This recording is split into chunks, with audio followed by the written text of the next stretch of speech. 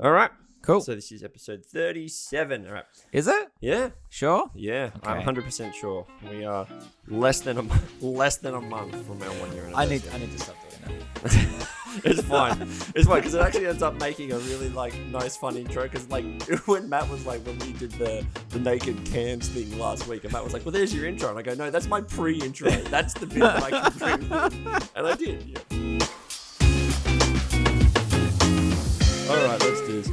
Hello, ladies and gentlemen, and welcome to episode number 37 of the Board Game Gateway podcast. My name is Neeber, and I'm your host for this episode. Sitting directly across from me is the one, the only Mr. Damien. Hello, sir. Hello. It's just me and you once again. It's lovely. More fussies.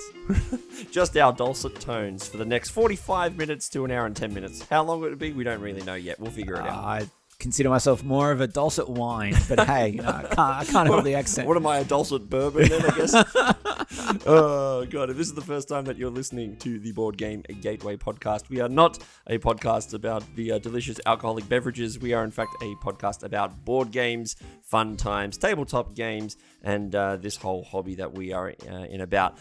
In tonight's episode, we are going to have a chat about the Spiel Jahres nominations for 2023, and we're actually going to talk about it this particular time. I'm so sorry. If you listen to episode 36, we totally said we were going to talk about them, and we didn't realize until the day after. It was like one of those moments of, whoa, we just had so much fun. Yeah, it was look, we are a 100% sometimes professional podcast. We stick by that. Absolutely. Semi-professional sometimes. 100% of the time, you can guarantee us I'm being kind of professional here. All right. Then we're also going to be having a chat about the games that we played this week. Damien and I, we attended a board game night on the weekend where we actually got to play quite a handful of games. And we want to have a quick chat about a couple of them. One of them being a trick-taking game called Yokai Septet. We're also going to mention Bang the Dice game because both myself and Damien finally got to play it together. And then we're going to move on to our our gateway game of the week. Wow, I'm just see the semi-professional stuff. Here it comes. See, nailing it. See, and again, I'm pointing at different cameras, just giving myself the different editing job once again. There it is. I don't even know if that's pointing at me. Probably not. And then we're going to be chatting. We're going to have a bit of a chat between Damien and myself in regards to getting kids into gaming. And kids specifically we're talking about. Now, Damien has 4, I have 2, and their ages are completely different. Your youngest is 7. Yep. Your oldest is 15, if I'm not mistaken. Almost 15. Almost 15. My youngest is 2, and my oldest is 6. Apologies. She is 15. She's going to kill me when she hears this. Should she listen to our podcast? Maybe. Well, there you go. We won't tell her that we talked about her on this particular podcast. Anyway, let's get into our... we'll just start today's podcast by getting into the news section before we get to what we played, because we do want to talk about the Spiel Jahres nominations. Yep. We talk about a lot on this podcast, obviously, because our podcast centers around those sorts of games. Damien, I'm going to read out the 3 different... awards that you can win, because it's not just one. There's actually 3 different categories that you can get. The first one is the one that we've been talking about, the Spiel Jahres. It is the award for the games for people who are not really into the gaming scene, I guess is the best way that you could describe it. If you're wondering why the award is called what it is, it's basically given out at a board game convention in Germany called Spiel. Isn't it? Is it Spiel? That's what it is. Yeah, I forgot the first word. Spiel. So basically, if you get one of these 3 awards, you're basically, kind of assumed to have a very big sales spike on the way. So just keep that in mind. So Spiel Jahres is the game for non-gamers, the best game for non-gamers. Then we have the next one for the Spiel Jahres, which is essentially the award for basically the next step up for people who are already comfortable with learning and playing new games. And the final one that you can get is called the Kinderspiel Jahres. And this one here is essentially the next step up again. It's like for best design or something like that, I believe, if I'm not mistaken. But the big one is the Spiel Jahres. And so the amount of nominations every year can actually change depending on how many games are actually released. So there's not they don't try to just pad the stats. This year there are 3. Last year I think there was 5 last year. Yeah, there were quite a few last year. Yeah, so the 3 games that we have for this year's Spiel Jahres are Dork Romantik, Fun Facts, and Next Station London. Now, Damo hasn't played any of these. I've actually started playing one of them because it's actually available on Board Game Arena at the moment. Next Station London is a roll and write, and it's a really cool game. I'm going to come back to that. I want to talk about it. Dork Romantik is a hex-laying civilization builder, and there is also a PC version of this game online as well that you can play. It's not the actual board game. I believe the board game is based on the computer game, or the computer game's based on the board game. But it's one of those endless city builders where you have to keep placing tiles, and if you can't do under specific conditions, then you lose the game. So you're trying to do it. It's an endless one. Fun Facts is a party game, and it is a game where we are going to ask a question of everyone in the table, such as, how many board games do you own? Okay, and everyone has to write down. So it's a cooperative party game. I should make that. Everyone then writes down how many board games that they own, and we flip these little arrow tokens that are all for us face down, so no one can see the number. Mm-hmm. Starting with the first player, whoever's turn it is, they have to put their one. They just put their one down, and then everyone else has to think whether or not their number is either higher or lower than anyone who's put their token in the middle of the board. Right. And you write your name on the other side of the board, so we know that this is Damien's token. So Damien, I would probably go under Damien, and then Katie would go, well, I definitely have less games than Neeber, and so on and so forth. But does Georgie own less games than Katie? Or does Matt own less games than Blake, right? Those kind of questions. And then we all reveal them at one at a time, and then we remove the ones who are out of sequence, and then however many we have remaining, that is how many points we get for the round. Gotcha. It's just a party game. So we just keep, it's basically how many times have you farted in the last week? And everyone writes down the number, and then you have to think, where did you go in that particular thing, right? That kind of party game aesthetic. Yeah. Yeah, look, I know Reiner Knizia had a similar party game released a very, very long time ago. And I can't remember the name, so it's moot me even saying this, but it sounds very, very similar to that, where someone would ask a question, but it would be more a case of that the responses had to be number-based. And you would basically, it was less team based, although you could play it team based. I'm going to try and dig up the name of the game, and we'll get it added to the show notes. It was a really, really interesting one, and it was definitely one of those games that you didn't necessarily need the game itself. You could play it with just nothing more than a pen and paper and just questions that the group would find fun. Witchstone?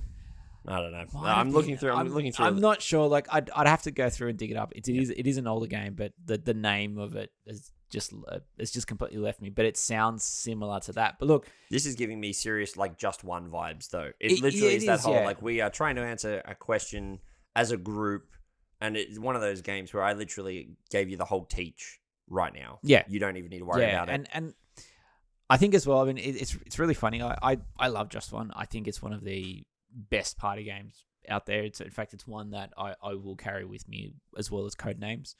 It's just over there right behind your head in that cube over there. And the funny thing is that I actually have family members that bounced off Just One because it is a group game. Yeah. Whereas they prefer the competitive games. And when we said, well, we're playing as a group, and they said, who wins? I said, we're all winners. And it was like, oh, I don't think I like this. And they bounced off it. So it'll be interesting. I'm definitely keen to give it a go. I love these sort of group party games. But it will be interesting to see how that one may play out with the family. Yeah, I think it'll be look, it's one of those games that you can't take too seriously. Just get ready for a bit of a fun time. The other one that I want to talk about is Next Station London. So this is our third. This is a roll and write game. Mm-hmm. It is. It's from Matthew Dunstan. He's the designer, and Blue Orange Games are the publishers of this one. Now, this game is a really simple roll and write. It is very, very heavily. He is also an Australian, by the way. Yeah, that's the name immediately sounded familiar, and I'm trying to work out what other games. Elysium is the game you're thinking Elysium, yes. There we go. Sorry, Thank you. He's the designer of Elysium. So, getting an Australian, big up to the Australians. They're getting a nice getting a time in the spotlight. Anyway, but this game is really cool, right? So the way that it works is we are just doing a roll and write. I should say it's a flip and fill, but it's a flip and write. It's one of those weird ones. Yep. So there are basically the objective of the game is we're creating a London subway network. right, out of 4 different like colors of pencils, right? However, there are 4 rounds in the game, and in each round, we each take one of the different colors of pencils. Right. So I'll be starting on the blue track, you'll be doing the pink, Ralph will be doing the green, Matt would be doing the yellow, right? Whatever, those are the 4 colors. Then what we do is there are 11 cards that can be flipped, okay? And these cards represent the stations that you then need to then connect your subway station from. So you can only ever connect from the station you are currently at on the ends. You can't like jut off the middle.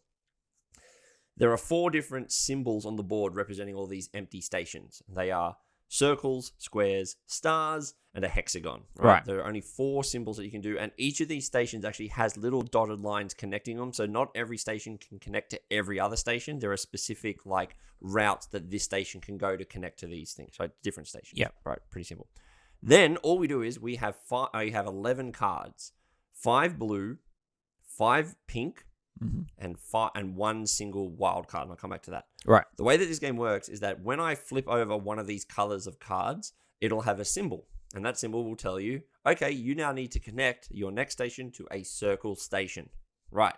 Away you go. So you just got to draw a line between one of the 2 stations that you've currently got in your network and just connect it to a circle. Yeah. Then we rinse and repeat. We draw the next card. So there's one of each of the 4 of the cards plus a wild card. So you can just go to any station that you like. So that's the blues. Then there's a carbon copy in the pinks. Each round ends, however, when all 5 of the pink cards have been revealed. So you actually don't have unlimited time to just connect all 11 things. You may run out of time to think, well, I know that there's a blue triangle and there's 2 pink cards. It's a 1 in 3 shot that I can get this connection to a triangle that I'm trying to do. Yeah. However, you may draw both those pink cards and then all of a sudden the round ends and you immediately have to pass that. Oh, cool. Right? So there's 5 of those. So 5 blues, 5 pinks, and then there's a wild. And this is called the switching track. The switching track just basically says whatever I draw next, you have to connect to like normal, except you can connect out of anywhere in your station. Yeah. So anywhere in your route, in your line. So I can say I can start from the middle and actually make a 3rd prong if I wish for my station, right? Out she comes. Pretty simple. Rinse and repeat. You do that 4 times. Okay. Sounds really simple. And that's because it is. Where the challenge comes in is that, so no routes can cross through other routes, right? So if there's a line, if I've made a route, so in the first round, that's not a big deal because there's nothing to get in my way because it's only 1 route. But in the second route, then I have to start from my pink station and start working that one out and doing the exact same thing again, trying to connect it to stations. Now, you can connect multiple routes to the same station, so that becomes an exchange. Yeah, right? yeah. And that's worth bonus points, so you do want to do that. But you can't cross the streams. You can't go through another link. You have to connect it into a station and then go out another way. And there it is. Right? There are a couple of other like things that get you bonus points. There are these things called landmarks, and they're just special stations that have like, little like spikes around the outside. Yep. Every time you connect a station to one of those, it has a little like track that you cross the next one off, and it's worth more and more victory points that you do. Great. And then rinse and repeat. You do that 3 times. There's a few things that come into this. There's the Thames in the middle of the board. You get bonus points for every time you cross the Thames. So you're trying to cross the Thames to get bonus points, right? That's one thing. The grid is also then set out into a 3x3 grid. You get victory points for every one of those zones that you can get your route into. So I can go from 1, 2, 3. That's worth 3s. It's like however many stations you have times however many zones you went into. Yeah. Right. So that's another thing. And then of course, because this is roll and write, there's shared objective cards, which may say you need to connect all of your routes to all 9 of the stations in the middle sector. So you're trying to like figure out and then you get to the last route and you've got 3 different routes already put in that you can't change. You're trying to finagle it around, trying to get into these stations, making exchanges. So you can make exchanges that have 3 or even 4 all stations get into it. They're worth very big victory points. Yep. And the final wrinkle is that in each of the 4 corners of the board, there's actually a single station. It's its own sector. So there could be an objective that says get all routes into all 13 sectors of the board, right? So you've got these little objectives. like it sounds like there's a lot here, but literally it's just flip a card, move it, and then get points depending on how you've done it. It is a lot of fun. Yeah, it is a lot of fun. I'm like, gonna say. After you were explaining it, I realized I have played this once before. Yes. So a friend of mine, who I do get to play a few games on BGA with every now and then, I know he's a massive fan of this game, and I just remembered he did introduce it to me a while ago, but I've only played it the once. Yep. And I played it poorly, so I didn't know what I was doing. But I remember the one thing I remember from it when I was playing is that it did give me those sort of like Welcome to and Railroad Inc. vibes and stuff like that. But it was still very different, which is what I do really like. Based on your explanation anyway of the game, it sounds like it has elements of those things, but still feels very different. And while you were talking, I was checking on my phone because one thing I will say is that the reason why I haven't really heard much about these three games is because typically the Spiel des Jahres is famous for, hey, we're going to do this, we're going to have these awards, and we're going to nominate the games, and then eventually the games they get an English publisher. Yeah, and finally they make it out to and us. then eventually, so it's entirely common for Australia to see these games like a year later. Yep. And then this is the reason why we get games with a sticker on it that says Spiel des Jahres nominee or winner when you have a look at them sort of in Germany and other parts of Europe, it doesn't, because we got it after the awards were either announced, or in some cases the awards were handed out. But Next Station London, because it is Matt Dunstan's game, it is actually available in Australia in the stores. And I tell you what, based on what you said, for a $30 game, that sounds like there's a lot of game there, and it is great value. This is one of the few games. So this is very much what we call a multiplayer solitaire game, right? So there is no interaction with any of the other players at the game other than me handing you a pencil and you handing me your pencil. I can't stuff you up. You can't stuff me up. But you can have some very, very close games of this. Now, one thing that happened was I had the same as you. I played the first game and went, I don't know if I really like it. Yeah. 5 games later, after an hour, I'd played 5 in a row, and I was like, oh my God, I get it. And I actually played a single-player version of this game, and I'm just trying to beat my own score. Oh, yeah. And I was like, this is legitimately really fun. And I can't really explain what it is. I mean, I should, because this is an audio podcast. I think what it is for me is it really comes down to like the fact that the different colors, it did feel like from an actual, like what I was doing, it did feel like I was designing a network. At some point, obviously, I'm like going, well, if I was actually doing a network, I wouldn't have this ridiculous like square junction going on here, right? But it did feel like I need to connect over there. I need to get a route over there right now. Why? Because I need to get it across the Thames, and it gets me into the next section. And if I do that, I'm going to get the bonuses, right? And I had this moment, I was like, oh no, I really like it. It shot up my really quickly up how my roll and write rankings, I would say. I think it's currently ranked second for me, just under Garntron Clever. That's how much I really like it. It's legitimately, I was like, I want to go play it again. Yeah, like it's, and one thing you just said there, where you played 5 games in about an hour, that really sort of that's something I look for in roll and write games, is that I tend to like roll and write games that are sort of like done in 20 minutes. Yeah. Because they're when I grab a roll and write, typically it will be, it's just going to be a filler. It'll be either be something that I'll just grab while I'm, like, let's say, waiting for my kids at football practice or something, or I'll turn around to my wife and say, hey, look, do you want to play a quick game before sort of calling a night, or whatever. So it'll be a roll and write. It'll be something that we can knock out in 20, 30 minutes and done. This really does sound like it could be one of those games. Yeah, I really enjoyed it. I'm looking forward to actually buying it and playing it in person, because this is one of those ones that I think look, I have not played Dork Romantik, the board game. Mm-hmm. I have played it online, like on the computer, on Steam. But this one really has a good shot for me of being a proper, like, I'd go and buy it, and I'd really highly recommend it for people. Before we move on, though, I do want to just quickly mention the nominees for the different categories. So the Spiel des Jahres Awards, we have Challenges by Johannes Krenner and Marcus Swatzicek. Slaughters Check. Sorry, I just butchered his last name. We've got Iki from Kuta Yamada and published by Sorry We Are French, and Planet Unknown, the latest polyomino laying game hype train that's out there. So those have both been those three have been recommended. Planet Unknown, that's the one with the Lazy Susan, isn't it? Yeah. The Lazy Susan. I think just for the Lazy Susan, it's probably got a real good shot of winning. Yeah. I have actually played a bit of Challenges. Is actually available on BGA as well, boardgamearena.com. If you are interested in trying that one out, I actually quite enjoy it. It is really interesting. It's weird. It's basically 1 versus 1, the board game. You basically play in a whole bunch of 1 versus 1 fights over a course of 7 rounds. So in this round, I'm doing a 1 versus 1 fight versus you. Then we do another draft phase. Then I'm going to do a 1 versus 1 versus Ralph, and you're doing a 1 versus 1 with Matt, right? And then you get points depending on stuff. It's one of these a line battle R1. Yeah. So it's a lot of fun. Actually, not enjoying it as much as I enjoyed Next Station London, which actually surprised me a little bit.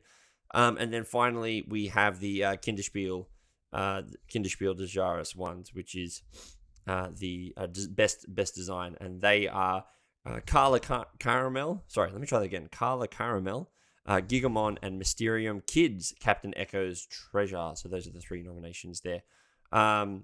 So given that, let's move from the nominations and let's actually move into the game night that we attended last week. Yep. We're going to talk about a couple of games that we played there. The first one is going to be Yokai Septet.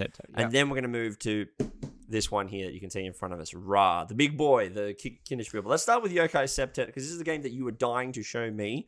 You played a game with myself and Reese, the person whose house we went to. Let's talk about that one, shall we? Okay. So Yokai Septet is yet another trick-taking game. Yes, Damien is here talking about yet another card game.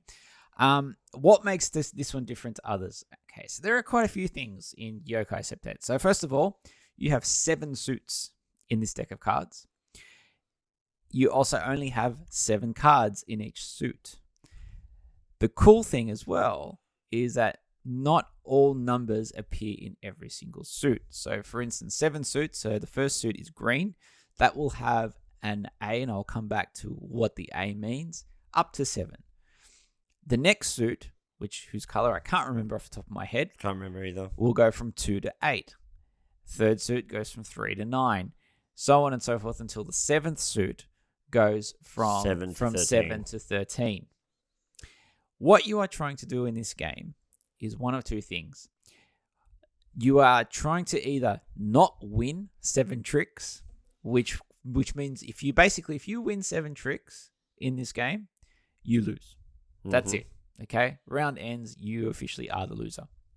However, if you manage to win at least 3 tricks that have 7s in them, the number 7 specifically, number 7, obviously, so not just like of each suit, the number 7 card in each suit is called the boss. That is the card that you are trying to win.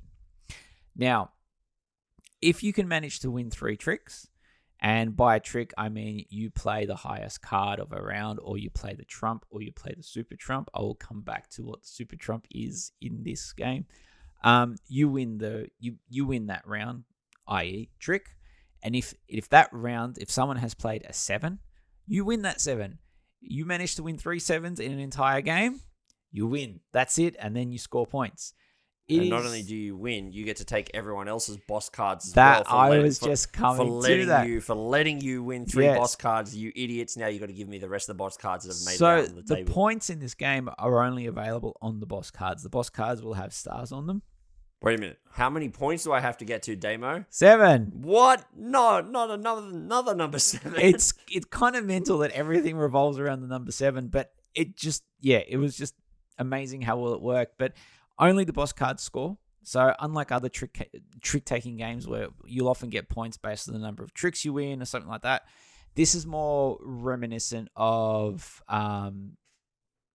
the only games I can think of. It's like 500 and stuff. Similar to 500. Like games where you win with the trump suit. That's right. Games like Hearts or something like that where you want to win tricks that have the hearts in them. The only game that comes to mind are games, so a game that I don't know if I've mentioned on the podcast before, but it's a trick-taking game called Bishka. It's a Portuguese, French, and Spanish game. And You haven't mentioned it on the podcast, but you talked to us about it after Yeah. our Briscola episode. it's basically it's similar to Briscola, but the way you actually win, but the points that you get from the game are from winning certain cards, so tricks Yep. with certain cards in them. Yeah. So Yokai Septet has elements of that as well. Now, I'll go back to the A card. So the A card's called a super trump. So in euchre, if you have the Jack of Spades, that is considered the super trump. You basically win. Unless you have the Joker. But we'll get to that. Yeah. Well, the right bower. If you have the right bower in a trick-taking game, yeah. Yes. The Joker in euchre, just quickly, that is a variation of euchre. Oh, is it? I have been told that is the correct way to play Is that euchre. heresy? Is it heresy to I play don't with know. the Joker? There are so many different variations of euchre. But I digress. With Yokai Septet, so the A card, and the A card is only available in green, so there is only one super trump. When you start a round, the person who is dealt the A card has to show it, so everyone knows that this person is going to win at least one trick. Okay, and then when all the cards are dealt out, the last card left to be dealt out represents the trump suit, and it just basically means that for that game, you know who is holding the super trump, and you also know what the trump suit for the round is. And one card which will not be played in is. That's right. Now, when we first played it, and I know we all said this at the table, we kind of played it, and we all went, "This feels weird." It felt blasphemous how you play a trick-taking game. Yeah, it's just like there's too many suits, and yet you only get like maybe 3 cards of each suit in your hand if you're lucky, and you feel like you can't do anything. And then the second round we played it. Oh boy, were we wrong. The penny drop, because it is unlike any other trick-taking game I've played, because you don't always aim to have the highest card or have all of the trump suit. So there is an element of the game which I failed to explain where you do have to discard cards or you have to pass cards along. And I remember specifically playing a hand where I basically passed everything except for the trump suit. I was sitting on 5 trump cards and I had 2 sevens in my hand, and I thought, this is going to be easy. I was left with all the trump cards, and I didn't get a chance to play them. Well, and that's the thing, which is, so you mentioned it, right? We played the first game, the first round, and the scoring didn't make sense. It wasn't that the game didn't make sense, but it didn't make sense what we were trying to do and how to score. That was the big thing that we were all sitting there going, that's weird, because you said that you'd played this at 2 versus 2, which is how the game was kind of designed to be played. But we played it as a 1 versus 1 versus 1. Yeah. Which, to be honest, was so much fun. Because what ended up happening was we realized that this game had a few things going for it. The first, which is, unlike normal trick-taking games, you do not want to be leading in this one. No. Because the round, like, you lose immediately once you win 7 tricks. Yeah. So you don't just want to go out there guns a-blazing thinking, I'm going to take control of this game. Because if you do, the other player's just going to go, okay, you just keep winning tricks, mate, and we'll just keep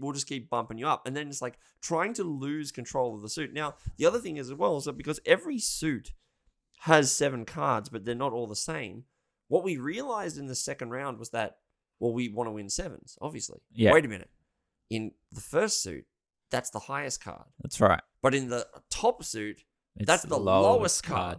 How the hell am I going to win this? And then we had this moment where, like, the way that it was played meant that Reese played it in a way that just stuffed me over. And I sat there going, oh my God, I've done stuffed up. And Reese went, yeah, I know, I did it on purpose. I went, oh, we've both had the realization except 2 rounds apart, and you just beat me to it.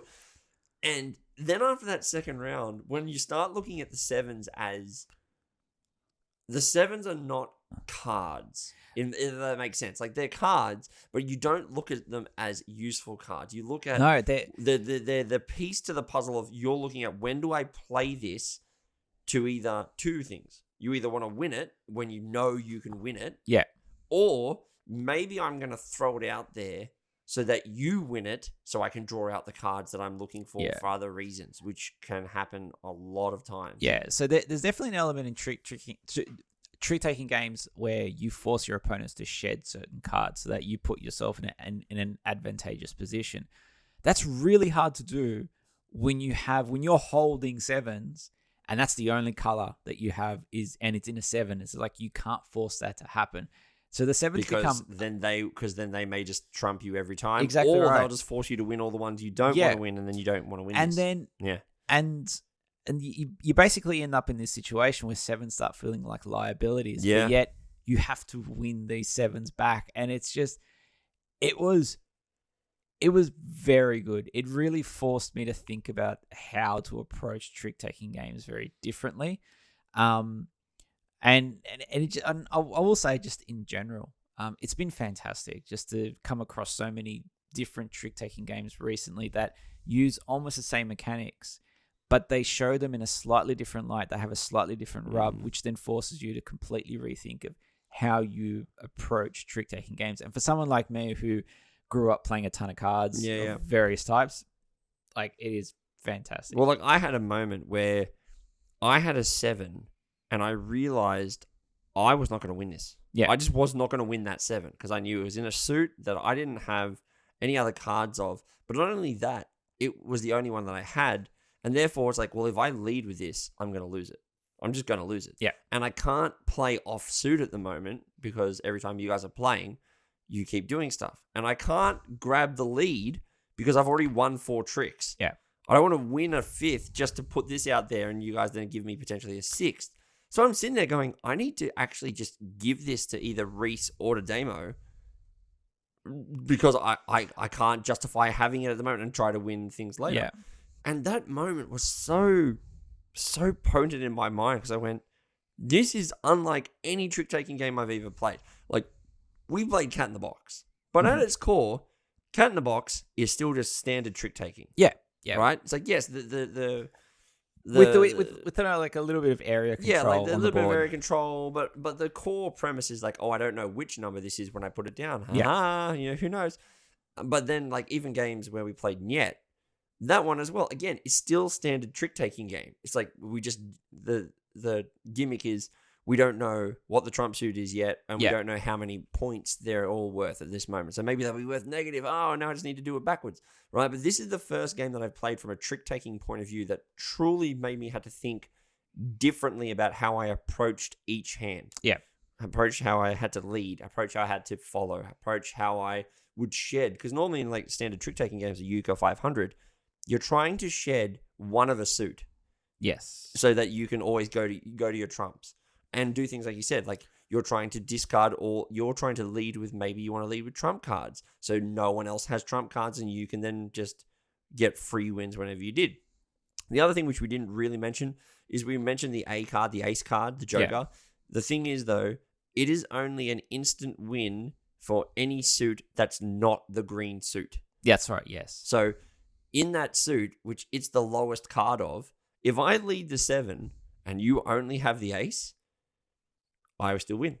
And that happened to you. I played it in a way that you only had the ace left and you're like, oh crap, I was saving that. Yeah. I was like, yep, no, you got to play it. You got to play in, you got to follow suit. Not only because you have to follow suit, it's now not worth anything. It's only worth something if you use it to trump. And that alone changed the way of like, you can hold on to it. You can do that. But the moment that you start running low on cards and if someone forces you to follow green, you don't get to use it, and you're like, oh crap, and it's so good. I will say the other thing is that as someone who, I mean, I'm not very good at card counting, but I'm not terrible at it. The whole thing where cards don't all start at the same number and don't all end suits don't start at the same number and end at the same number. That messed me up as well. The number of times I'll be going, okay, I can do this, and then lo and behold, I'm actually holding the highest value card in that suit. The number of times that messed me up, and I loved it. I thought it was brilliant. Look, there are so many little rubs in this game. I'm glad I got it. I will say to anyone who is listening, at this point in time, I can't. So I own the first edition of the game. The game went through a very, very quick reprint on crowdfunding because it was so popular and it was just immediately unavailable. So as far as I know, the second edition is being fulfilled at the moment, but the first edition is still available in stores. Like all good trick-taking games, it's not terribly expensive. I think it's like $20 at the moment. There are a couple stores around Australia that do have it. If you are listening and you are local, please check it out. I recommend it highly. I will say that the theme of this game, when you brought it over initially, right? It's all about yokai. It's like anime, Japanesey, like furry girls, kind of stuff, like that kind of like anime inspired, culture stuff, right? And I like anime, but when I saw the box, I'm like, it didn't make me go, I really want to play it. And then you brought it to Reese's house and you said, and I'm like, you know what? I'm on a big thing at the moment of trying to just play any and every game, no matter what the art is like. And when we played it, I went, oh man, I really, really dig this. So the art may put some people off, right? If you're not into the anime culture or Japanese pop culture or all that kind of stuff, that kind of art style that they have will put some people off, right? It may, you go like, well, I don't like what I'm looking at here. But the actual game mechanics are top notch. It is a really, really good game to the point where I'm like, I was like, I nearly bought it. I nearly did. I didn't, but I nearly did. And that's like, is like that. I really did like it. You mentioned that you liked Cat in the Box more, but I guess my question to you, Damo, is on reflection, do you still feel that way? Or do you still feel that way? Yeah. I still feel like Cat in the Box. Okay, so Yokai Septet, I would actually classify that as one of the more difficult trick-taking games that I've played. Yeah. Okay, yeah, fair enough. And then, all right, so what I'll say for the listeners is that basically trick-taking games come in two flavors, in my opinion. You have the one versus, you have the, basically, you're in it for yourself, or you have the teams-based one, okay?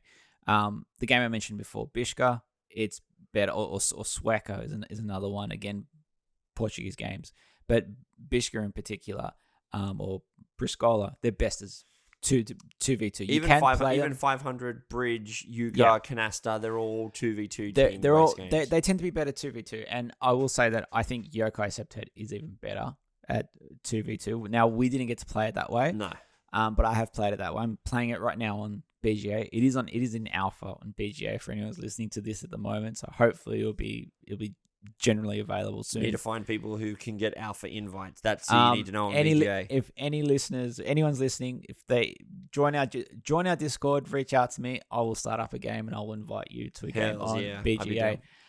But what I will say, I think it plays better 2v2. I like it 2v2. But the thing I liked about Cat in the Box that it goes to 5. It is very much like you're in it for yourself. But Cat in the Box has this great crescendo at the end. And Yokai Septet, of the few plays I've had of it, it doesn't have that same crescendo. It's just, look, they're very different games. Yep.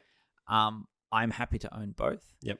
But if someone said, hey, can you show me a really interesting, quirky trick-taking game, I will grab Cat in the Box ahead of Yokai Septet. Yep, that's fair enough. And I think on reflection as well, like it's a game for people who like trick-taking games and know trick-taking games. Yep. Because it wasn't until that second or third round when all three of us, who we've all played a lot of card games, where we all went, and we were all checked in then. We were like, this became, it flipped, and we were like, because we had that moment where all three of us went, I don't know if I like this scoring system. And literally round 2, we all went, oh, no, we were wrong. Yeah. This is so good. Yeah, it was very good. So we played that. That was great. And then we played another game where it didn't go so great for me. No. I've never rolled. So, no, I tell a lie. It had dice. I rolled terribly. It sounds pretty much on point for me. So we played Bang the Dice game. And we're not going to talk about it for too long, because we did talk about what this game is on a previous podcast. Basically, it's, a werewolf-style Wild West shooter where one person's a terrorist. There's a whole bunch of outlaws trying to shoot him, but he also has a couple of deputies who are there, who are trying to save the sheriff.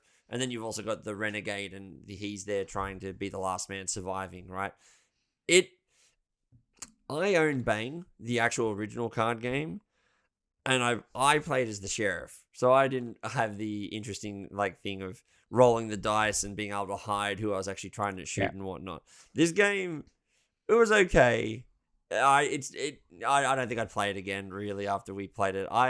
We lost. Okay, there was a funny story. We did lose the game. I was a sheriff, and we lost the game based on this. My last roll, there was one outlaw remaining and one deputy. Yeah. The deputy shot him down to 2 HP. and I just needed to roll a decent hand, which is of 3 of any shots, with 2 shots, sorry, and we would win the game. Yeah. There are dynamites, and if you happen to roll, that's a 1 in 6 chance. And if you roll 3 of those dynamites of your 6 dice, your turn is immediately over and you lose a life. In my first roll on that roll, I rolled 3 dynamites, and I went, and I had only ever rolled 1 for the rest of the game. And then the Outlaws won because 1 roll, 3 dynamites, I lost 1 health, I was on 2 remaining, and then he rolled 3 or 4 guns. And I was like, I mean, like, that's the game, but I'm also like, it doesn't have enough intrigue of who my sheriffs and deputies were to make me feel tense about it. But that's because you didn't believe one of the deputies who, when you asked, who are my deputies, certain deputy put his hand up, and because he rolled dynamites on his first turn, that's right, I didn't get which is totally his fault, by the way, because, you know, he's made it quite clear he can't roll dice for shit. Yeah. Clearly, he was lying and he was an outlaw and then got targeted and then died and then they said, flip your card, and I was a deputy. Well, we also so on my left, we had 3 outlaws in a row on my left. And then we had you as the deputy. No, we had outlaw, deputy, outlaw, renegade, deputy, right? Yeah. On the outside, right? So we just worked our way around the left side of the board. Well, the game only went for 3 or 4 rounds, right? So it was over relatively quickly, like 25 minutes, half an hour. But man, if I'm playing hidden movement, hidden trader mechanics or stuff, I was like, no, it was fun. I'm glad the boys seemed to really enjoy it. Yeah. They were playing, and it was kind of a lot of fun. We were hammering it up. But. Look, it was the first time I ever played it. It definitely gave me sort of like King of Tokyo vibes. Yeah. But I will say it doesn't have that stand up moment that King of Tokyo gives you, and for a game that also. I appreciate Bane can play to a higher player count. We played 7, by the way. We played 7, yeah. So King of Tokyo maxes out at 6, if I remember right. There was a lot of downtime. And there was a bit of downtime. I will say, for anyone who's listening and anyone's saying, well, look, you know, I'm interested in a dice chucker that plays to a large group of people. What do you recommend? I would still recommend King of Tokyo ahead of this one. Absolutely. Game. Yeah, 100%. It was fun. I enjoyed it. It was over relatively quickly, so I can't lament it, and I don't really resent it for anything. Yep. But it was fun. It was like, good. I don't like to talk ill will of a lot of games, but this is one where I'm just like, I didn't hate it. I just came out going, meh. It was fun. Yeah. Look, it's a solid 5 out of 10. Oh, look, it was more so about the company. We had some laughs. It was great, but the game itself is okay. Yeah, it's fine. Look, I've started sidestep. I've started rating games again on BGG on my Board Game Geek, but I'm legitimately like, if it's a game that I think is fine, like it's good but it's not great, it's a 5. Right? Yeah. I'm very, very like, and a lot of people are like, but 5's a bad rating. It's like, no, it's not. 5 is. It's midway. It's not bad. It's just not great. Like it's a 5. It's fair. It's a solid 5. Like, do I hate it? No. Do I like it? It's fine. Like it. Yeah. I don't dislike it. Will I play it? Yeah. Will I own it? Probably not. Right. That's kind of how I look at it. So it's a solid mid game. Now, in saying that, it was a lot of fun, and it is a re-implementation of the Bang card game, which I preferred. But I also understand why they did it, because it's like the fun of rolling dice and stuff. But we're going to move on now to our board game gateway game of the week. Speaking of fun, and we're going back to... What is he? Look, he should basically be the patron saint of your collection, the patron saint of the Board Game Gateway podcast, because he's your favorite designer. Absolutely. He is. This is a game by the Doctor, Mr. Rainer Knizia, and the artwork is done by Australian Mr. Ian O'Toole. Oh, he may fight you on that one. Is he a New Zealander, is he? No, he's actually Irish. Oh, he just lives in Australia. He just lives in Australia. All right. Sorry, then I'll get it right. Irishman Ian O'Toole, and he will definitely fight me now. No, anyway, this is Ra, the second edition. This is a re-implementation of the 1990 game by Dr. Rainer Knizia. 99. 99. Look, speaking of the board game, the golden age of gateway games, do you mind if I try and explain what this one is? Go for it. This is how simple this game and why we picked it as our gateway game of the week, because I've only played it once now. It was on my wish list for a long time, ever since I saw the Shut Up and Sit Down review years ago, 5-6 years ago, whenever they did it, right? I'm going to explain what the game to you is, and you can correct me by the end here if I meant it wrong or anything, Damo. The game is an auction game. and is styled in the Egyptian theme. Obviously, Ra, sun god of Ra, in Egypt, and that's what we're doing. We are betting on tiles, and we are betting on different lots, trying to make sets of tiles.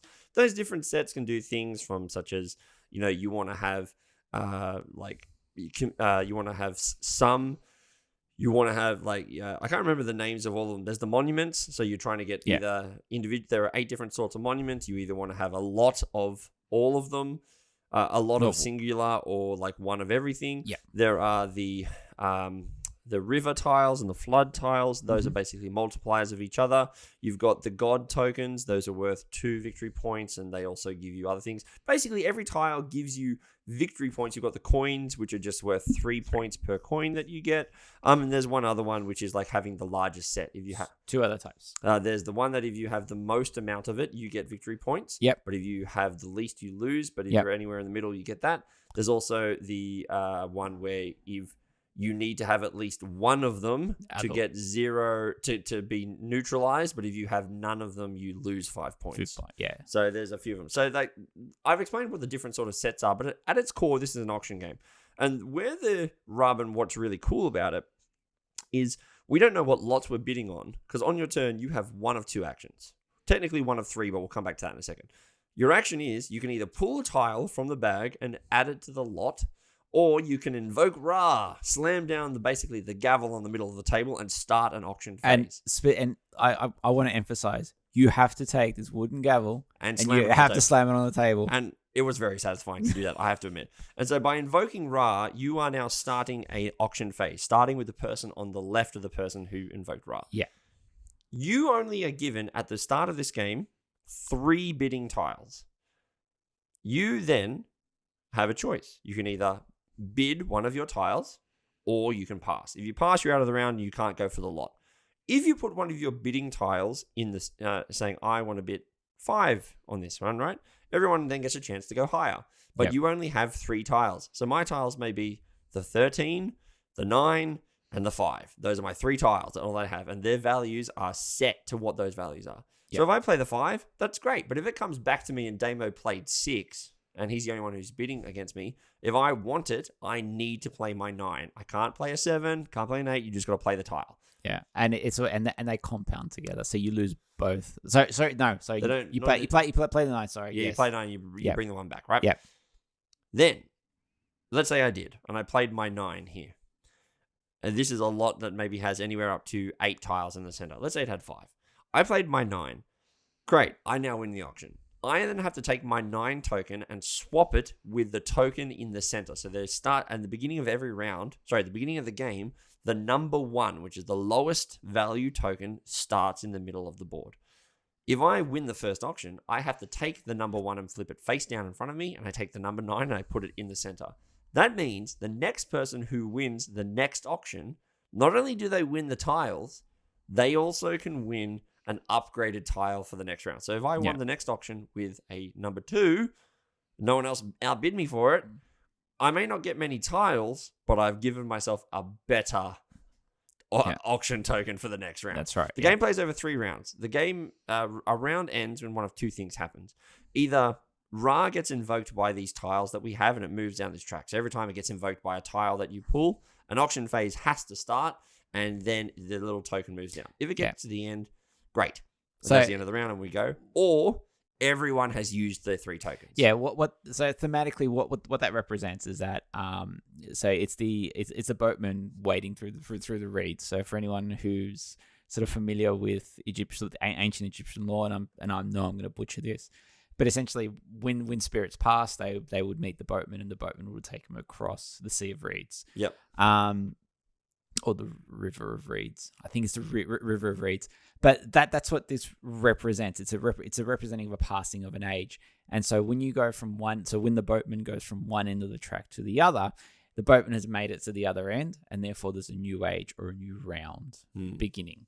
So it's basically you end up in this really cool scenario, because what will often happen at that point is for the boatman to get to for the boatman to get further down the track, it means a lot of red tokens have come out. Okay, Yep. so basically auctions are being They're called. being forced at times. Being forced. Didn't want them to be forced. Now, what will now be because these red tokens aren't always guaranteed to come out, like the bag, and we'll show the bag in a second. For and those you'll who are hear watching. the bag in a second too. Yeah.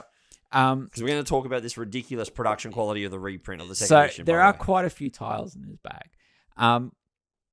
But what often happens is that by the time the boatman gets towards the end of the board, you may only have one person left in the round, and that person has basically free range to the tiles coming out. They can sit there and keep pulling tiles out, okay, and they can try and aim. They can try and go for gold. They can say, I'm not going to grab anything until we have the whole 8 board. Tiles full, and then I'm going to call an auction. I'm going to put my cheapest and no one else tile can out because you've all used them. Yeah, and I'll be the only one in our game. That never played out for anyone because they all 3 ages. Someone went for the big tile play at the end, and they pull a Ratag. And the thing is, you may be sitting there going, "Yeah, but if you draw a Ratag, don't you start an auction?" Not if it's the last one that invokes the end of the round. Yeah. So if this is the last one that invokes the end of the round, you lose every Everything. tile. That's so right. you get to this interesting end of the game where like you had people like going, "I'm just not going to bet anything. I'm just going to play at the end." And then 2 of them had 7 tiles. Went, "You won't go for the 8th," and they did. And they invoked Ra, and they lost everything. Yeah. And I was like, "Oh man, Damo." I've been calling it the second edition, and I need to retract that. This is the 25th anniversary edition is what I should be saying. It's not the second edition. And that's why I'm like, I need to retract that. Yes. This production quality is ridiculous. It has come I'm pulling it out of the bag. So if you want to see what I'm talking about, you can go to our YouTube channel at BG Gateway. Just listen to this. This is the tile bag. Ready? Just listen to this. That's you can feel the weight of those tiles right now. Look at that. That is all One wood. second. I'm just going to drop this on the table. The neighbors heard that It is one. ridiculous. So all the tiles that you pull out of the bag in this particular edition, they are made of wood. And they are huge too. Yeah, By the way. Look at that. Right, there's a Ra token right there. Look at that. In addition, the points. Yeah, the sorry, I need coins to jingle this one. I'm going to jingle this back. are all metal. This is the metal victory point. Ready? Here we go. And listen to that. See, look at you can just again. I'm going to drop it on the table. Here we go. Look at that. You can feel the weight through the podcast. That's ridiculous. like the production quality on this is off the hook, and it's really funny. So I picked this up after the Kickstarter, and it was ostentatious and such, and I'm thinking, what am I doing? I don't regret it at all. Oh, look, I really don't, because it just adds to the experience. It is it was ridiculously expensive. I was something like 160 Australian, which is for this game is ridiculous. However, I got to admit, pulling out tiles out of that bag is so satisfying. And it is so good. It's also quickly become one of the favorite sort of game day games. Oh yeah, within sort of like our gaming group. So whenever we run games at MacArthur Board Gamers, it's now getting to the point that Ra always gets nominated as a game to bring, and there's a couple of us in the group that have it. I will say though, excuse me, the retail edition of this game is still amazing. Oh yes, absolutely. So appreciate that the tokens in the bag aren't wood; they're made of cardboard, but they're made of thick cardboard. There's still a good deal of heft to it. I believe you still get metal tokens as well in the retail edition. Awesome. Please don't quote me, everyone, but the point I'm making is that it doesn't matter which version of the game you get. Ra represents some of the best work Reiner Knizia has done, in my opinion. Again, and you know what? To be fair, it's not just my opinion. So basically, Reiner Knizia went through a phase in sort of like the late 90s, early 2000s, where he was basically pushing out a bunch of really interesting auction games. So he had trying to see what stuck essentially with everyone. Essentially, yeah. So for those listening, and for those who know a little bit about what Reiner Knizia does, and if you have a look on Board Game Geek, you'll probably see he's published something like 700 games. The truth is, he's probably published about 100, which is still obscene. But he's famous for kind of taking similar games and redoing them. if you go to his page on Board Game Geek, they don't actually list everything that he has. They actually have a list of his notable games. And that notable games it's still very impressive. Like, it's probably in the 20 to 30 mark. It's probably around the 30 mark, right? 25 to 30 of his notable games, right? So it is like, we've talked about Tigris and Euphrates on this podcast. Yeah. Like, you taught us that was one of his. High Society, we've talked about. Modern Art, we've talked about. These are all Reiner Knizia games, but they are also his most popular games. That's right, yeah. He's a very... I don't want to say he's a quantity over quality guy, but he is like... He's not afraid to put out bad quote-unquote games out there, but with really cool mechanics, and then people go... That mechanic is really good, and then he or other game designers will iterate on it and make a game out of it. But in sort of like in the late 90s, early 2000s, he went through a phase where he was, and it wasn't just him, it was just the sort of where the hobby was at the time, where a lot of auction games was making it to market, and he was particularly prolific. So Ra was a game that he designed then, and it was published by a bunch of different people around the world. That's why I couldn't tell you what edition this version of the game is, because there have been so many different published copies. But some of the other games that he released, which were of similar ilk, had similar mechanics, was High Society. So High Society has a similar mechanic to the bidding tokens, but instead of tokens, you have cards. And again, much the same thing. It's not necessarily you may not necessarily bid increments of 1. Because you have to bid with the cards in your hand, you may be forced to bid at an increment of 8, and then you sit there wondering, is that really worth 8 more? So similar mechanic there. Medici is another one. Medici's cool. It's not really my favorite, so I'm not going to go into that too much. And then you've also got Modern Art, and Ra and Modern Art are very close to me in terms of which one I prefer to play. I own them both. They're both brilliant games. Modern Art, for me, represents sort of taking this auction mechanic and making it even more interesting because you have different types of auctions every single round. But focusing on Ra at the moment, the one rub I do love about the game, which he did talk about, is swapping the tokens. Yep. So swapping your bidding tokens is just a really difficult decision, because one thing you didn't mention is that every round there is a scoring phase, and depending on depending the approach you want to take will depend on whether you keep certain tiles, and when tiles are used, they are discarded out of the game. So every round the bag gets lighter and lighter and lighter. Yep. But there will be some tiles which you build up over 3 rounds, and the most common ones are your monument tiles, which they will then lead to end game scoring, and they're typically worth big points at the end of the game. But the other thing, there are other points of scoring, is those bidding tokens. Whatever you have left on your board at the end of the game, you tally up the total value of those 3 tokens. Yep. Whoever has the least loses points. Loses 5 points. You don't have... It's like, oh my God. And this is typically not a high-scoring game. I think I won on 48 points or something like that. And that's it. Like, a score of 50 is reasonably high in this game. Yeah. So potentially you're losing 10% of your points. Just for not... Yeah, and... Look, we said that this is our gateway game of the week, right? Now, granted, as a gateway game, this version is very, very expensive. Yes. But like we talked about, like that whole, the mechanic is literally just, do you want to bid?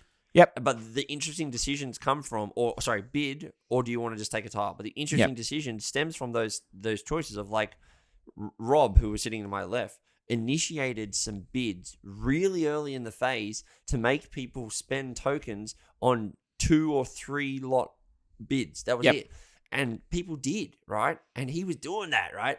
Or the thing we also haven't mentioned as well, that if you initiate a bid and no one goes for it, you have to bid, right? So it's like, you could, like, this could be a bluff. You can say, someone needs to take this because it's got a token that I really need right now, or it's coming back to me and I'm going to bid for one. Oh, yeah, look, and that happened in a game that I played, so with a friend of ours, James, and he did that. He bid knowing very well. So basically, there is like a river tactic in this game where to score river tiles, you basically collect tiles that have the river symbol, but the only way they get you points is that you need to have at least a flood tile on the other side of your board as well. And the flood tiles are hard to come by. And all of a sudden, a flood tile appeared on the board. It was a flood tile and something else. And I had a ton of river tiles. And that was the first time a flood tile appeared. James knew that I knew there was a chance another one may not come out. So he immediately invoked Ra. And I turned around to him and said, nah, you take it. And I remember he was not happy because he had high value tiles like bidding chips, and he had to bid because it was of no interest to anyone else except for me. And it was like, so nah, go. You have to bid now. And he was not happy about that. But it's just great. It really is that a game that, yes, I know we've spoken about a lot of, and yes, we've spoken about different scoring mechanics and things like that, and it seems a lot more complex than what it actually is. It is unfortunately one of those games that just doesn't present well to new players. To new players over a podcast.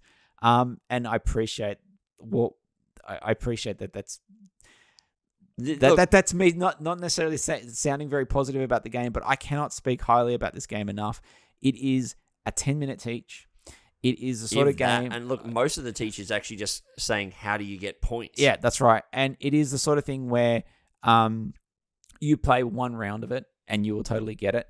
A game lasts 45 minutes, maybe, and then you just go again. We played the full 5-player version of this. Our game took just under an hour. Yeah, and that was with the teach as well. That was with the teach, yeah. Actually, well, right, it was. Because we had 2 new players there. Yeah, I was one of them. You were one of them, and there was another one who was a new player. So Reese and I had played this before. Honestly, it is properly brilliant. For anyone who is keen to check the game out, what I will say is older editions of the game do float around on the seconds market. Absolutely check it out because older editions go for about $30 to $40, and they're still in reasonably good condition. It's very brown. It is very brown. It's not as pretty as the new edition, but the game is exactly the same. For those who are looking at maybe spoiling themselves over for a birthday present or maybe even a Christmas present this year, you don't have to get the deluxe one. You can absolutely just get the retail version of this new edition. It is gorgeous. The artwork is stunning. It presents brilliantly on the table. Very blue, that blue teal, not teal, like a greeny, like, turquoise kind of green. It's really pretty. It's really good. And the game itself it's family friendly. Honestly, it's one of the few games that I will say I could put this in front of my sort of older sort of teenage kids and my wife, and we'd have a laugh. And I could put it in front of my mates with a couple of beers, and we'd equally have a laugh. Absolutely, and we did. And look, yes, you said that and I will agree that the Pharaoh edition, like the one that came out of Kickstarter, is going pretty expensive on the seconds market. People are selling it for ridiculous. However, if you can get a reasonable price copy of it, it's just nice to have nice things. And it is, I cannot, like, if you're not looking at it on YouTube channel, like, I highly recommend go and have a look. Like, it is legitimately very pretty. It is. I cannot describe to you how pretty and fun it was to hold all this stuff. So it was really good. And yeah, I agree. I really, really enjoyed it. The last word on it, when I said you have to slam Ra, it's there. It is. You have to slam it. And with that, we're going to move on to our final topic for the night. We're not going to stay here too long because you kind of mentioned it, Damo, which is, look, you talked about getting your family and getting your kids to play games. And specifically, we're talking about kids here, not significant others. Yep. I just want to have a quick chat about this because I was having to think about this the other day, which is so many kids love games, and I think now is the best time ever to have kids if you're a board gamer, because the amount of games that you can introduce to them is phenomenal. Yeah. Right? Like, I remember I've talked about it. Reese talked about it. Ralph's now talking about it. Like, we still sell games. But now we talk about, well, but if I want to play this game with my son or my daughter, I want to play this game with my family. I think there is something to be said at the moment. I think there's a whole generation of gamers before us, our parents, who, let's be honest, when we talk about games like Monopoly and Trouble and all of these kind of, Game of Life, they're all very roll and move sorts of games. But they're actually not fun. Whereas now, the kids... there's so many games that I can introduce to my kids. I want to bring up to you, ask, what are the, how for you, your teenage kids are different to my, you 6-year-old kids, right? Yeah.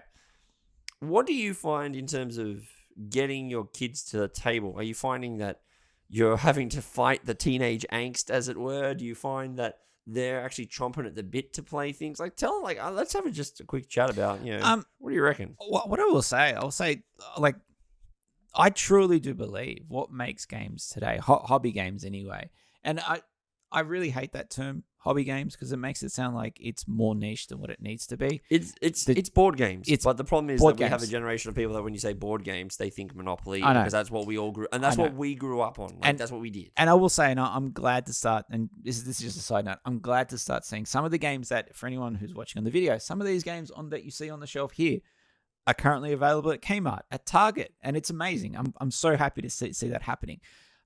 But what I will say, I think the big one is theme. Yep. I know certainly when I was growing up, a lot of the board games that came out that were themed around things that I liked, they were just variations on Trouble or Candyland or something like that. Or Monopoly. Simpsons Monopoly. Yeah. I remember. So I'm a kid of the 80s. So when I was growing up, sort of late 80s, early 90s, Ninja Turtles was the thing. And I remember I had the Ninja Turtles board game. That was just a slightly rebranded version of Candyland. Right. Really, that's all it was. Okay, and it had little extra mechanics. That's what Bluey Shadowland at the moment is actually Pretty as well. Pretty much. And as much as I loved the game, it was a garbage game. Yeah. Thinking back, I was like, it was a pretty bad game. But these days, I can ask my kids, or rather, I can look at what they're interested in and find something that really appeals to them. So a really good example. So my oldest daughter, and as she's entered the whole, as she's gotten a little bit older, she's kind of moved a little bit away from board games. She'll be back though. She'll be back. She's a teenager. She's got other things to worry about at the moment. It's fine. But I remember my little Scythe was one that she absolutely loved for a period there because of the Chibi minis. Yeah. She loved them. Okay, and so she was more than happy to play the game, just so she could play with the Chibi. Just so she could play with little minis. Yeah. Okay. My eldest son, at the moment, or rather, as I've said it on a couple episodes of the podcast, we've been playing Marvel Champions. Or we'll play. Apologies, that's more Ra tokens just falling over there. Or we'll be playing more sort of chess-like games. And as much as he does love chess, but the thing is, whether it be Marvel Champions or whether it be one of the sort of like the themed head-to-head games, it's because I can put it in front of him and say, hey, here's this cool game. It plays a little bit like chess, but he'll be the first one to say, oh, but this looks really cool and this looks a little bit different. Yeah, let's give it a go. And Marvel Champions, well, it's Marvel. Hell, you put that in front of me, I'm going to be interested. Yeah, absolutely. And I really think that's where it's at. And then sort of going further down, my younger son, he just wants to play anything I'm playing. So he's still very much so like, what's mum and dad doing? I want to be involved in that. Mm-hmm. I think one of the trickiest ones, though, is my 11-year-old daughter. She can be very hit and miss with board games. But even so, she still picks games off the shelf because of how the box looks. And again, I keep coming back to that. Yes, marketing works. Yes, that's how they sell board games. But good board games that have a great looking cover, that have a great theme embedded in them, I think that is 80% of the battle. Yeah. With trying to get the kids over the line. And that is certainly something that didn't exist. Certainly when I was coming up through the hobby. No, I highly agree with you. And something that I've started to notice with my kids is that my kids at the moment, both of them just love games. Yep. Now, your kids, again, we're talking about 15-year-old all the way down to a 7-year-old, right? So early to teenager sort of stuff, and then, pre-10-year-old, right? So they're obviously going to be attracted to things that look nice and things that they're interested in, which is very true. I've got to say that my kids just love games. Something that I've noticed with my kids, so some of the games that I own at the moment for the kids, which is we own, so my son who's 2.5, actually he's literally about to actually turn 3 in 7 days, literally a week from now. That's not right. In 3 days from now. I was going to say. It's 3 days, it's on Saturday. Sorry, I'm getting confused by... Anyway, moving on. He's like same thing. He loves Paw Patrol. So he's all about Paw Patrol. However, he loves the Bluey ones as well, so he pulls them out, so he loves the theme. But some of the games that we have include, we've got The Floor is Lava, we include the Disney's Mad Tea Party, we have Bluey Shadowlands, which I've mentioned on a previous podcast. I'm just looking at what I actually have down there. I've got Sequence for Kids, Operation, and also Spotted. Spotted is such a good kids game. Yeah. And then we also have some of the charades and things like that. Yeah. Oh, actually, guess who is his new favorite thing? So for younger kids, what I'm finding is that I think there's actually a natural love of play that we all have. And some board games really involve getting you that natural sense of play. Like one of the things, they love Mousetrap. My boy loves Mousetrap. Yeah. He doesn't like to play Mousetrap. Also, by the way, Mousetrap as a game is just terrible. It is. Yeah. It's such a terrible game. I have never actually played until I was like, oh my God, I thought this was the best game ever. It's literally not a game. It's even worse than some other things. And it's the worst game when you look at setup versus gameplay. Mate. Like the cost to play is not worth it. My boy, my soon to be 3-year-old, literally sat there for half an hour asking me to reset the Mousetrap every time so that he could watch the army man fly up and catch into the basket and catch the mice. Like he was like, yeah, right. I'm like, oh my God. I think there's actually this natural love of play that I think we can instill in our kids.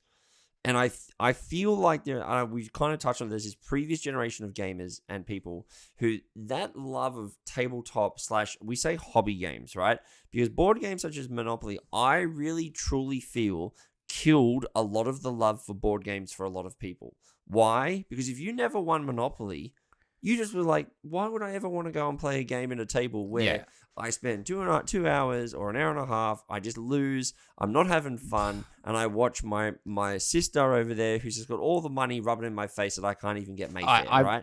I want to know what games of Monopoly are you playing that's actually over in 2 hours. Well, it's usually a lot longer than that. Yeah, right, but you know what I mean? Like, I'm trying to be a little bit nice in terms of the timing here, but like, I really do feel like there's a lot of people who had that love of tabletop board gaming just completely wiped from them because they could not stand the thought of being at a table and having to sit through the excruciating experience that were games like Trouble, for example, which Trouble was the game where you pop the ones in the center. You're not allowed to start moving your pawns until you roll a 7. So if you never roll a 6 or whatever it is, yeah. So if you never roll a 6, you're never moving.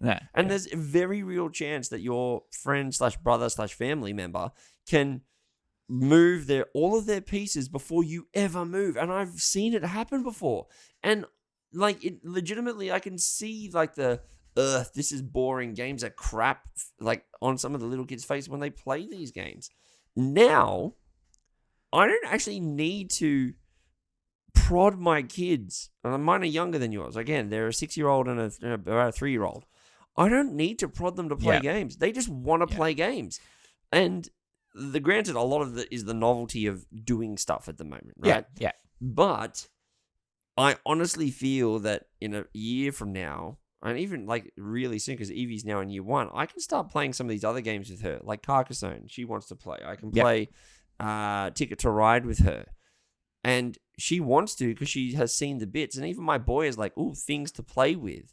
I really do think we are in the best time alive because I really do feel like we have a whole nother generation of board gamers who are going to be taught by us about how like there are good games and bad games, when I felt like the mass printing and production of the previous generation was like very limited to we can only get a cardboard board and what we can print on there, and then we need to come up with something, which is why the 90s were the start of some really great board games, because people went, no, there's got to be better things we can do with just cardboard and bits of cubes. And I will say, like, the other thing that I think exists now, which I don't think existed when I was growing up. I mean, I know when I was growing up, you had Hero Quest, you had I think it was Space Crusade was also called, and stuff like that. And they were... That they were cool, but you needed to really be in the hobby to know about those games. You couldn't just pick them up. No.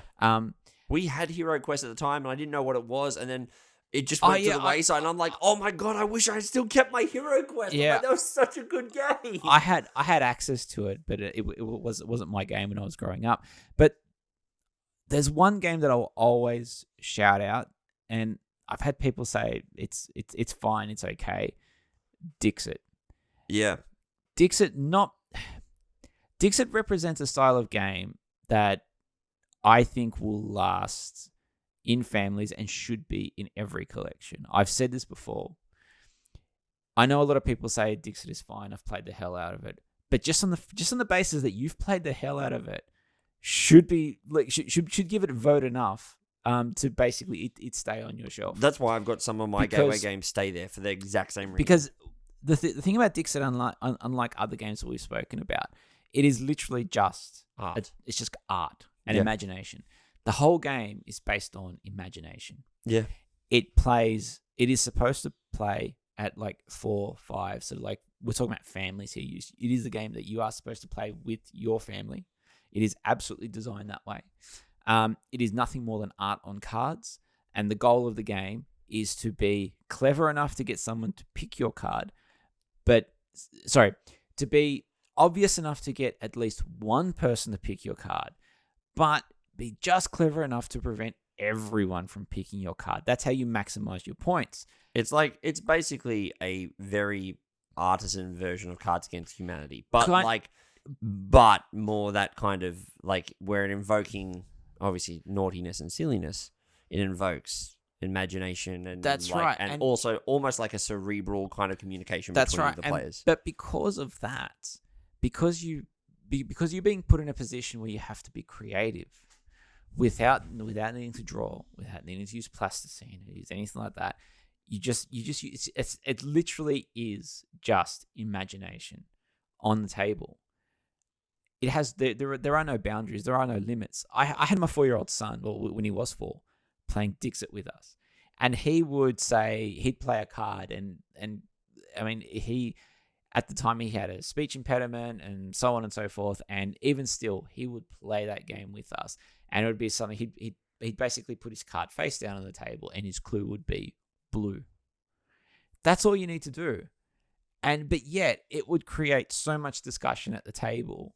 Where once all the cards were flipped, we'd all start voting. Oh, I think it's this one. I think it's that one. And then even my older kids will then try to actually sort of almost understand him.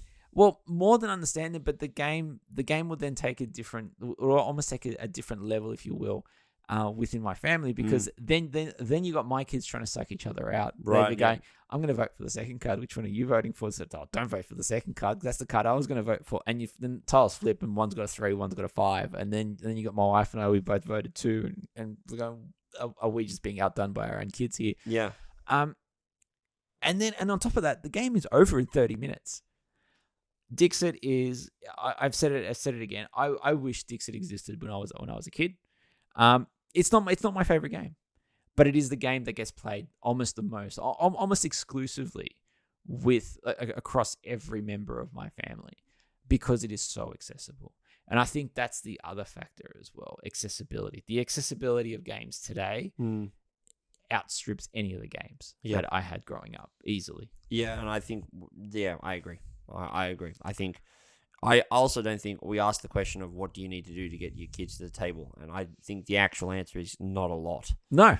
I think kids and even adults naturally gravitate towards games. Yep. Why? And I think it's, again, I talk about this as my point. It's a shared experience, and it's something that we can share together and do something. And not only does it necessarily become a shared experience, it can become something that can make us closer. Yep. Something that can do, and I don't think I know it sounds like maybe a bit of a cop-out, but I will reiterate, you don't have to do anything to entice kids and people to play your games.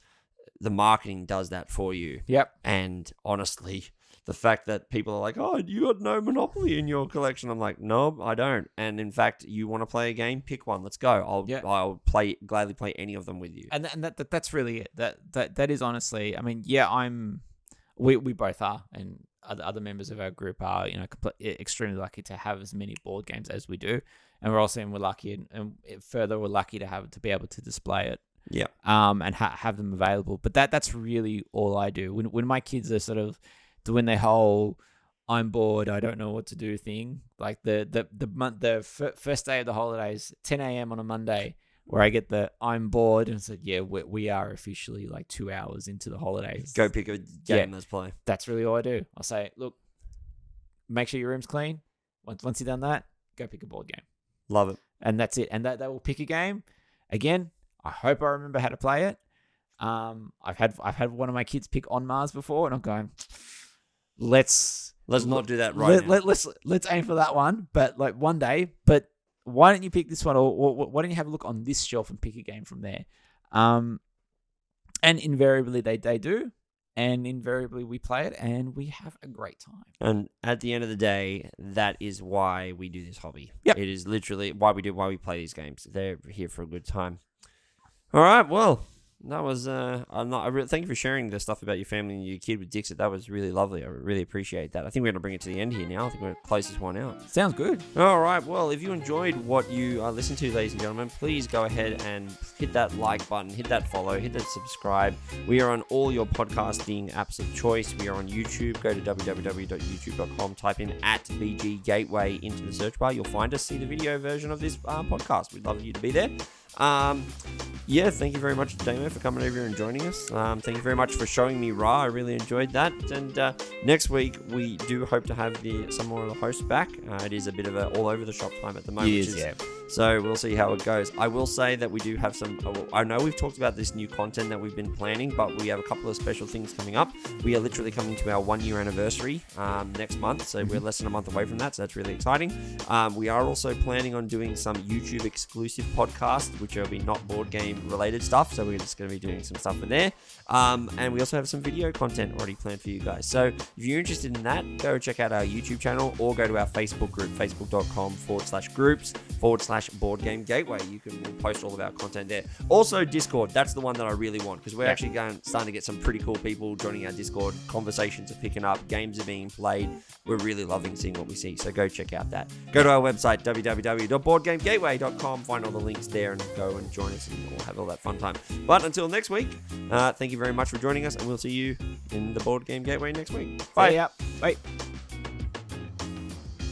Yeah, that's gonna be pushing an hour and 10. I hope you understand. Like that was like I was like, oh, well, this maybe will be a short one. I'm like, nah, this is going. This is a big. This is a bad boys. I will say, I think we're pretty comfortable nailing that, like the timing. Yeah, I think pretty good. Just over an hour.